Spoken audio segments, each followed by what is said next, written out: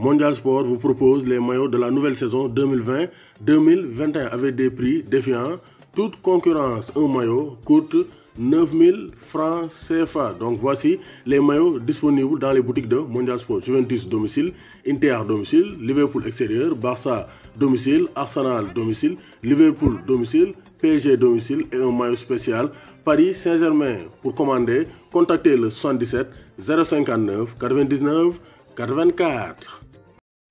Bonjour à tous et à tous, bonjour à tous les suiveurs et à tous les inconditionnels de Grégoire Omnisport. Dom Garindiaï, Warul Tid, Warul Ragal Krépin Diatta, de plus en plus proche d'un départ. Parce que Krépin Diatta, nous bari, donc il va rester à Bruges. Parce qu'avec le début de championnat, il va finalement rester à Bruges avec le coronavirus. Et aussi, il n'y a plus d'informations relatives au transfert de Krépin Diatta. Mais d'après la presse belge, selon Football 24, le Sénégalais est de plus en plus proche d'un départ du club de Bruges. Donc, information relayée par footsénégal.com. Donc, selon diverses sources, Krépin Diatta est soudainement plus proche que prévu d'un départ. Donc, Krépin Diatta, bu quitté Bruges, bu mu bett kenn. Donc, rapporte le média belge parce que État Berlin intéressé sur le cas Krépin Diatta.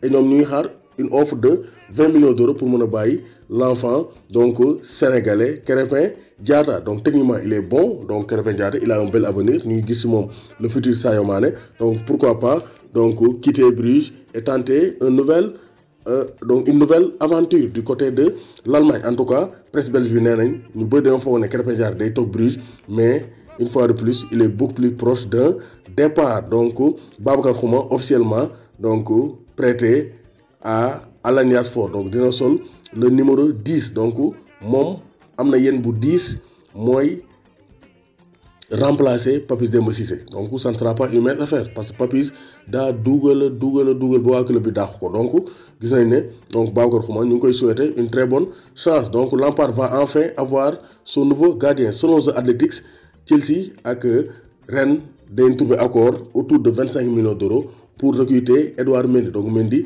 va bientôt rejoindre les Blues de Chelsea. Après The Athletic, donc c'est une chose sûre, Kepa ku ragal na nga taxaw ku ñeme na nga taxaw ku ragal na nga daw Edouard a ngi ñëw dal sen kaw. Donc Kepa tu peux trembler, Edouard Mendy va venir chipper ta place. Donc Samuel Umtiti pourrait être inclus dans le deal pour faire venir Memphis Depay. Donc Barça dañoo bëgg inclure donc Samuel Umtiti delloo ko Lyon. Comme ça, nous avons Memphis Depay pour remplacer Luis Suarez. Donc, Pays-Bas, Italie de Codoran, Ligue des Nations. Italie m'a fait Pays-Bas, Dorco, 1-0 avec un but de Nicolo Barella. Donc, grosse prestation de Erling Haaland ce soir avec la Norvège.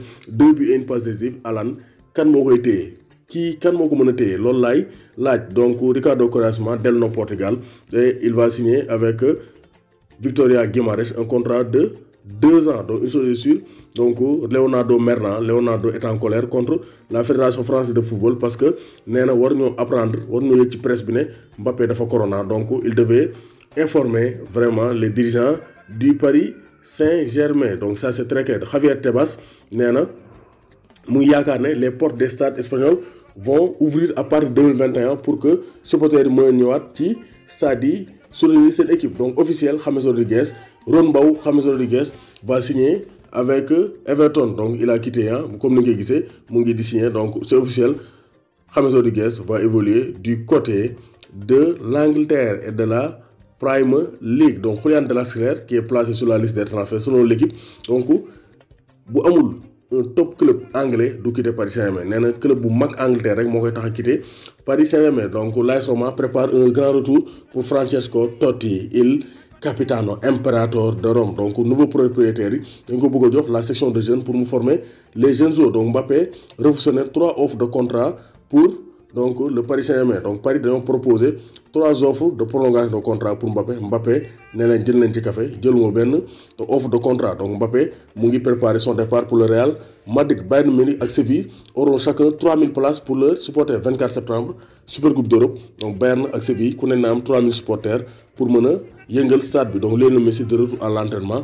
Messi officiellement de retour à l'entraînement avec le FC Barcelone. Donc ça c'est très clair et une très bonne nouvelle pour donc le FC Barcelone et ses supporters. Messi entrando de nuevo donc en la Ciudad Deportiva el primero de llegar. Donc Messi mooy le premier à arriver à l'entraînement aujourd'hui, ce lundi. Donc c'est pour dire que vraiment Messi donc il est de retour, il est motivé pour ramener le Barça au plus haut sommet. Ça c'est très clair. doomu gaynde Njaay warul tiit warul ragal.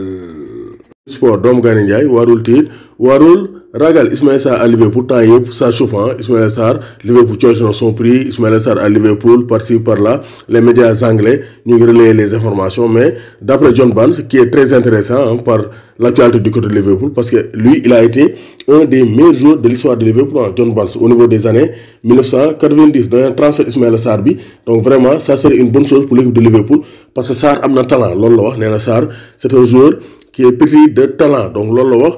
Donc au niveau de l'autre Press, donc information relayée par le site de football footsénégal.com. Pour Barnes, Sarr est un bon joueur. Donc Sarr joueur bu baax la mais qui a aussi besoin de temps de jeu. Donc John Barnes lan mooy inquiétude am Sarr bu ñëwee day bëgg a jouer parce que Sarr il est en pleine progression te bu amul temps de jeu bi mu am bu doon bi mu soxla mën naa indi ay complications dans les vestiaires de Liverpool. John Barnes moom nee na loolu moo ko ci jaaxal parce que Sarr c'est un jeune joueur qui a besoin de jouer, mais nee na un joueur qui vient à Liverpool en s'attendant à jouer, et s'il ne le fait pas il pourrait bouleverser le panier de pommes, c'est-à-dire détruire, bouleverser, changer l'harmonie qui règne dans l'équipe. Parce que jour bu mel Ismaïla Sarr bu ñëw Liverpool footballul ay match yu bari dina ko impacter te loolu mën naa indi ay problèmes au niveau du vestiaire. moo tax c'est pourquoi Klopp hésite à signer des joueurs superstars. loolu tax Timo Werner ñëwul parce que Liverpool garantiruñ ko place de titulaire. moo tax John Barnes nee na Ismaïla Sarr buggu koo gis mu ñëw Liverpool di toog banc. nee na vraiment Sarr serait très heureux de jouer beaucoup de matchs, mais bu ñëwee Liverpool amul garantie jouer beaucoup de matchs parce que avec le trio Mané, Salah, Firmino ça ne sera pas évident. moo tax John Barnes nee na donc ça sera difficile pour Sarr d'accepter son statut de remplaçant à Liverpool. moo tax transfert boobu loolu mooy ñuul ci soow mi. Sarr dem Liverpool nekk remplaçant wala toog Watford jouer wala dem benn club comme Crystal Palace jouer, quel serait le bon choix pour Ismaïla Sarr? En tout cas John Barnes nee na bu ko doon conseil du ko conseil mu ñëw di toog banc Liverpool xaayaar ku dégg séeréer Ismaïla Sareen bi Pape Madione Diagne et tout Darou Moussi maa leen di may boobu